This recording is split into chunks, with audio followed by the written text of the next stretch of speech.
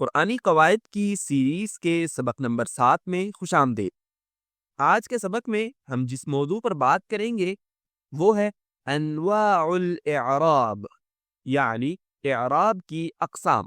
خلاصتاً دیکھیے، وہ کلمہ جس کے آخر میں تبدیلی آتی ہے، اگر وہ فعل ہو تو اس کی تبدیلی ضمہ، فتحہ اور سکون کے ساتھ ہوتی ہے، اور اگر وہ اسم ہو تو ضمہ، فتحہ اور کسرہ کے ساتھ۔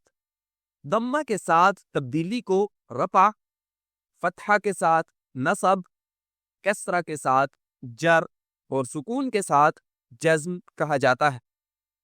اور ضمہ، فتحہ، کسرہ اور سکون کو علامات الاعراب الاصلیہ، یعنی اعراب کی اصلی علامتیں کہا جاتا ہے۔ اب آئیے اس کو ذرا تفصیل سے دیکھتے ہیں۔ تو یہ بات پہلے ہی واضح ہو چکی ہے کہ جن کلمات کے آخر ترکیب کے بدلنے سے بدلتے ہیں وہ صرف فعل اور اسم کی قسم سے ہوتے ہیں، حروف میں سے نہیں۔ اور اب بات یہ رہ گیا ہے کہ ہم ان حالتوں کو جانیں جن میں یہ تبدیلی آتی ہے۔ تو جان لیجئے کہ اعراب 4 قسم کے ہیں اور ان کے لیے 4 علامات اصلیہ بھی ہیں۔ سب سے پہلے اعراب کو رفع کہا جاتا ہے اور اس کی علامت اصلی ہے ضمہ، اور اعراب کی اگلی حالت ہے نصب، جس کی علامت اصلیہ ہے فتحہ۔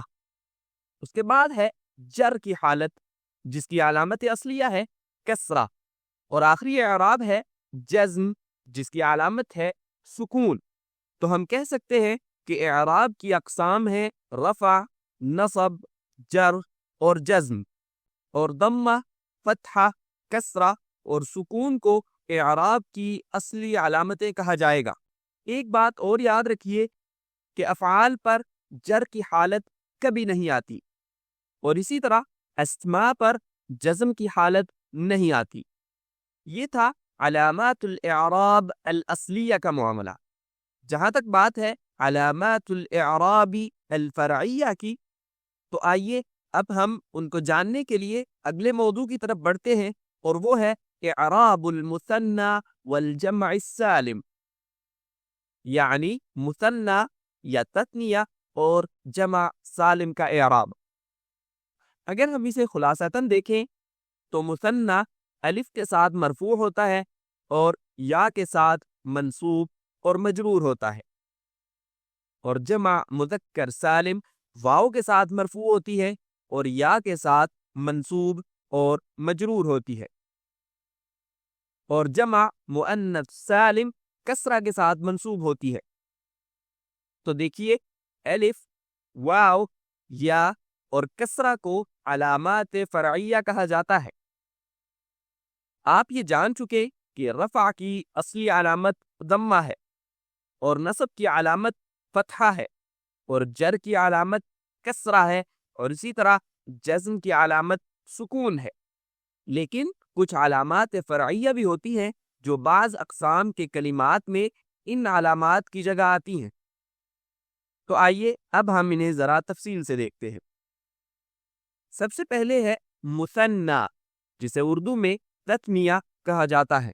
مثنیٰ ضمہ کی بجائے الف کے ساتھ مرفوع ہوتا ہے، جیسے حضر ہنا رجلان، یہاں 2 آدمی حاضر ہوئے، اور فتحہ اور کسرہ کی بجائے یا کے ساتھ منصوب اور مجرور ہوتا ہے، جیسے اکرمت الرجلین، میں نے 2 آدمیوں کی عزت کی، اور نظرت الی الرجلین، میں نے 2 آدمیوں کی طرف دیکھا۔ اور اس کے بعد ہے جمع مذکر سالم، ضمہ کی بجائے واو کے ساتھ مرفوع ہوتی ہے، جیسے خرج المہندسون، یعنی انجینئر نکلے، اور فتحہ اور کسرہ کی بجائے یا کے ساتھ منصوب اور مجرور ہوتی ہے، جیسے ودعت المہندسین، میں نے انجینئرز کو رخصت کیا، اور نظرت الی المہندسین، میں نے انجینئرز کی طرف دیکھا۔ آخری قسم ہے جمع مؤنث سالم۔ جمع مؤنث سالم فتحہ کی بجائے کسرہ کے ساتھ منصوب ہوتی ہے، جیسے غرست شجرات، یعنی میں نے درخت لگائے۔ رہا اس کا رفع اور جر تو وہ دونوں اصلی علامتوں ضمہ اور کسرہ کے ساتھ ہوتے ہیں، جیسے اینعت الشجرات، درخت پک گئے، اور عرب اس جملے کو پھل کے پکنے کے لیے استعمال کرتے ہیں۔ اور جر کی مثال وجئت بشجرات اخرى، میں دوسرے درخت لے کر آیا۔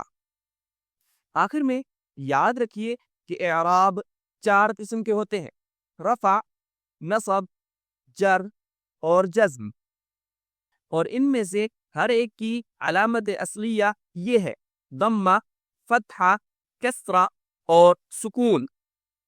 اور بعض کلمات میں الف یا واو ضمہ کی جگہ رفع کی علامت ہوتے ہیں، اور اسی طرح یا نصب اور جر کی حالت میں فتحہ کی نائب ہوتی ہے، اور بعض اوقات حالت نصب میں کسرہ فتحہ کی نائب ہوتی ہے، اور ان علامات کو علامات فرعیہ کہا جاتا ہے۔ دیکھنے کا شکریہ، مجھے امید ہے کہ آپ نے آج کچھ نیا سیکھا ہوگا۔ اگر سیکھا ہے تو ویڈیو کو لائک اور شیئر کریں تاکہ دوسرے لوگ بھی فائدہ اٹھا سکیں، اور اگر آپ مزید ایسی ویڈیوز دیکھنا چاہتے ہیں تو ہمارے چینل کو سبسکرائب کریں، اور انشاءاللہ ملاقات ہوگی اگلی ویڈیو میں۔